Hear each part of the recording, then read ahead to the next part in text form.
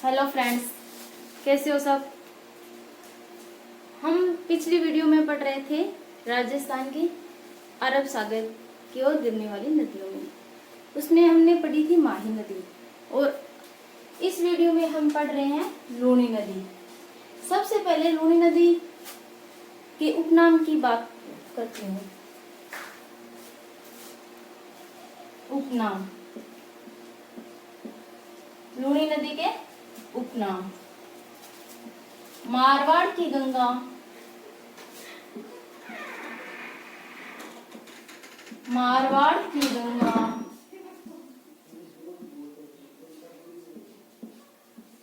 इसे मरु की गंगा,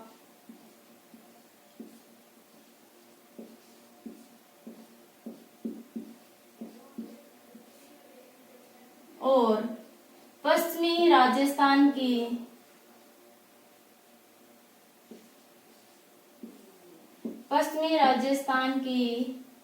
जीवन रेखा,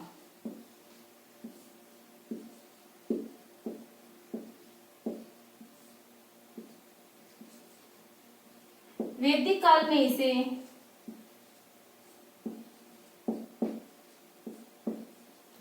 लवणवती नदी कहा है।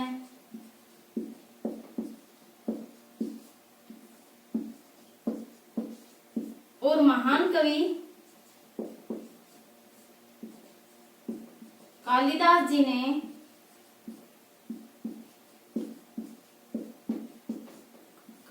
जी ने इसे अंतरसलिल की नदी कहा है।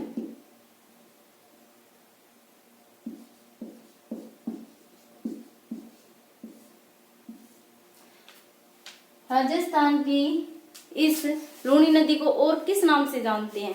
ये देखो, इसको कहते हैं मारवाड़ की गंगा, मरु की गंगा, पश्चिमी राजस्थान की जीवन रेखा, और वैदिक काल में इसे लवणवती नदी कहा गया है। और महान कवि कालिदास जी ने इसे अंशलित की उपाधि दी है। आगे हम बात करते हैं इसकी लंबाई की, कि लूनी नदी की राजस्थान में या सबसे ज्यादा राजस्थान में, और इसकी पूरी लंबाई कितनी है, राजस्थान में कितनी है और इसकी टोटल लंबाई कितनी है। राजस्थान की बात करूं, इसकी कुल लंबाई की बात करूं तो है 511 किलोमीटर, और राजस्थान में इसकी कुल लंबाई है 330 किलोमीटर। और अपवाय क्षेत्र की बात करती हूँ।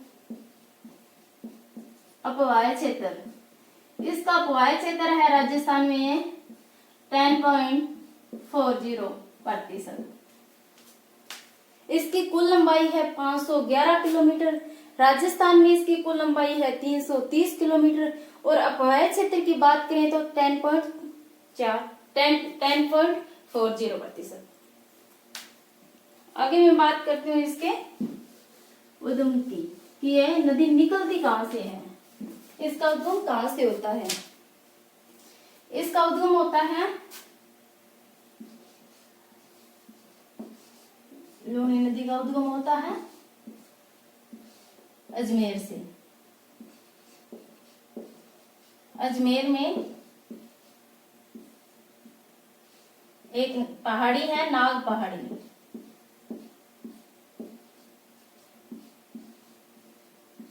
अजमेर में एक पहाड़ी है, नाग पहाड़ी।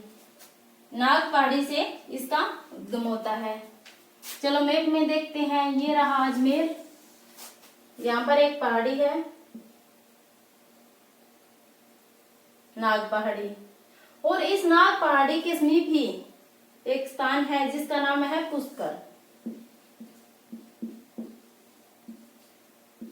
यहां से एक नदी निकलती है, यहां से एक नदी निकलती है, सरस्वती नदी।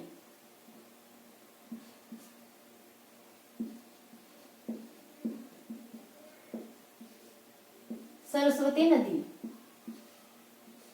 ये छोटी सी नदी है सरस्वती नदी। यहाँ पे है हमारी लूनी नदी। लूनी नदी का जहां पर उद्गम होता है वहां पर इसको लूनी नाम से नहीं जानते, वहां पर इसका नाम है सागरमती या सागरी नदी। यहाँ पे ये सागरमती नदी है और यहाँ पर सरस्वती नदी कुछ दूर चलने के बाद लमसम 13 किलोमीटर ये चलती है, तो उनका यहाँ पर संगम होता है। तो इस स्थान को जहाँ पर इनका संगम होता है सागरमती नदी का और सरस्वती नदी का, उस स्थान का नाम है गोविंदगढ़। गोविंदगढ़। यहाँ से ये निकलती है, प्रवेश करती है नागौर में। नागौर में प्रवेश करने के बाद ये आती है जोधपुर में। जोधपुर में आने के बाद ये आती है पाली, बाड़मेर और जालौर में प्रवेश करती हुई ये आती है गुजरात। गुजरात में आने के बाद ये कच्छ के रण में विलुप्त हो जाती है, कच्छ के रण में गिरती है। गुजरात, कच्छ का रण।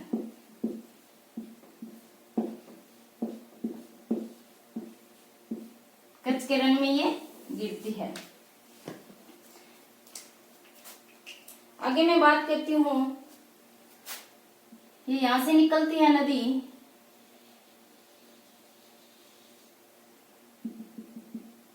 ये नदी है लूनी नदी।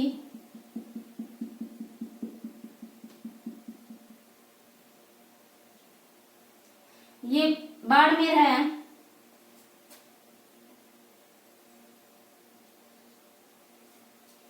बाड़मेर में एक स्थान है, स्थान का नाम है तिलवाड़ा। तिलवाड़ा, जहां पर एक प्रसिद्ध पशु मेला लगता है, मल्लीनाथ जी का प्रसिद्ध पशु मेला। मल्लीनाथ जी का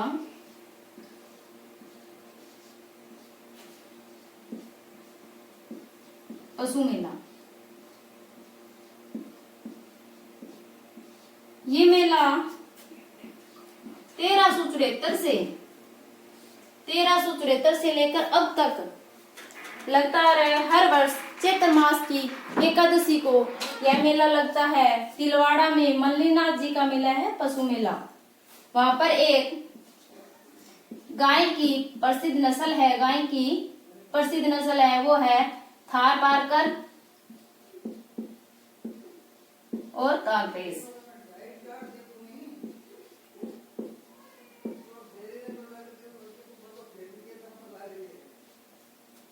कांकरेज।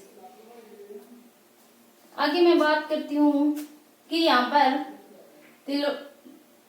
तिलवाड़ा के जस्ट इधर यहाँ पर एक स्थान है, उसका नाम है बालोतरा।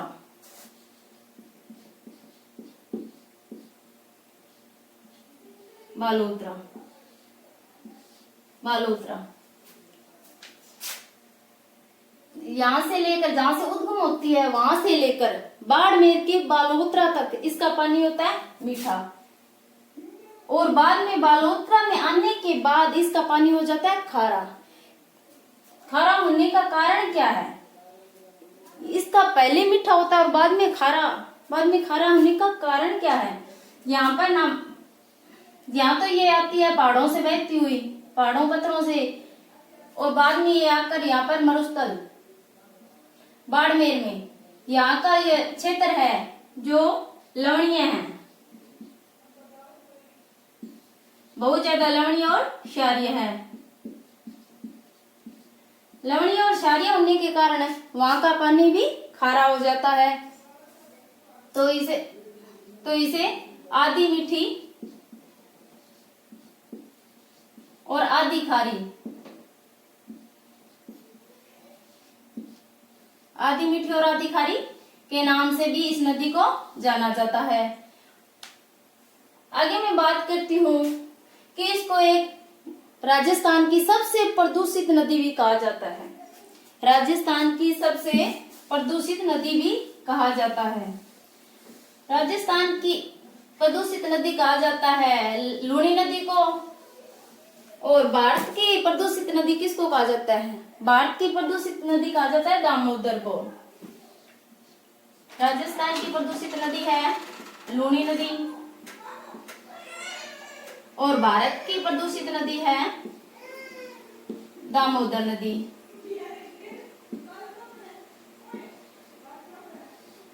ये प्रदूषित होने का कारण क्या है? यहाँ पर प्रदूषित होने का यही कारण है कि बाड़मेर और जोधपुर में कपड़ा उद्योग है। यहाँ पर कपड़े की फैक्ट्री है, तो यहाँ पर कपड़ा की बुनाई होती है, तो वहां पर जो केमिकल यूज करते हैं, जो केमिकल निकलता है उस उद्योग से, वो नालों के जरिए इस नदी में पानी के साथ बहा दिया जाता है। तो ये यहाँ से बहुत ज्यादा प्रदूषित नदी हो जाती है। तो इसे हम सबसे ज्यादा प्रदूषित नदी भी कहते हैं, प्रदूषित नदी लूनी। आगे हम बात करते हैं इसकी सहायक नदियों की। इसकी लूनी नदी की सहायक नदी कौन कौन सी है और कहां से ये मिलती है? तो सबसे पहले मैं बात करती हूँ जोजड़ी नदी की, जो कि नागौर में है। जोजड़ी नदी जो कि नागौर में है। एक स्थान है ओंडलू गांव, गांव का नाम है ओंडलू गांव। ये यहाँ जोधपुर में आकर, जोधपुर का एक खेजड़ली गांव है, खेजड़ली गांव, जोधपुर के खेजड़ली गांव के पास ये लूनी नदी में मिलती है। ये है लूनी नदी की सहायक नदी जोजड़ी नदी। और दूसरी नदी की मैं बात करती हूँ, वो है जवाई नदी, जो कहां पर है? पाली में।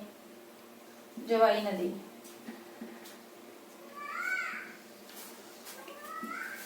जवाई नदी जो कि पाली में है।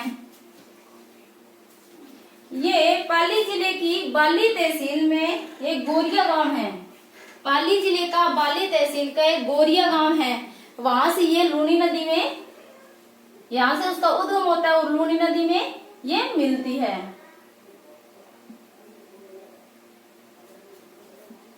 यहाँ से ये लूनी नदी में मिलती है। दूसरी मैं बात करती हूँ सुकड़ी नदी की, वो भी पाली में है। सुकड़ी नदी की बात करूं, वो भी पाली जिले में है। वो उसका उद्गम स्थान है पाली जिले के ही बेसूरी गांव। पाली जिले का ही एक है बेसूरी गांव, वहां से उसका उद्गम होता है और वो लूनी नदी में मिल जाती है। इस प्रकार ये सुकड़ी नदी, जवाई नदी और जोजड़ी नदी तीन सहायक नदी है लूनी नदी की। बड़ी सहायक नदी है जोजड़ी नदी, जवाई नदी और सुकड़ी नदी। सबसे पहले हमने बात की थी कि इस लूनी नदी का उद्गम कहाँ से होता है। लूनी नदी का उद्गम मैंने बताया था कि नागकाड़ी से होता है, अजमेर से, और बाद में वहां से इसका नाम सागरमती होता है, साकरी होता है। बाद में यह नागौर में बहती हुई, नागौर, जोधपुर, बाड़मेर, पाली, जालोर आदि जिलों में बहती हुई है। टोटल 6 जिलों में बहती है। लूनी नदी राजस्थान के 6 जिलों में बहती है। एक चंबल नदी है जो भी राजस्थान के 6 जिलों में बहती है, और एक बनास नदी भी है, वो भी राजस्थान के 6 जिलों में बहती है। 3 ऐसी नदियां हैं जो राजस्थान के 6 जिलों में बहती है। आज का हमारा टॉपिक यहीं पर खत्म होता है। हम मिलते हैं अगली वीडियो में।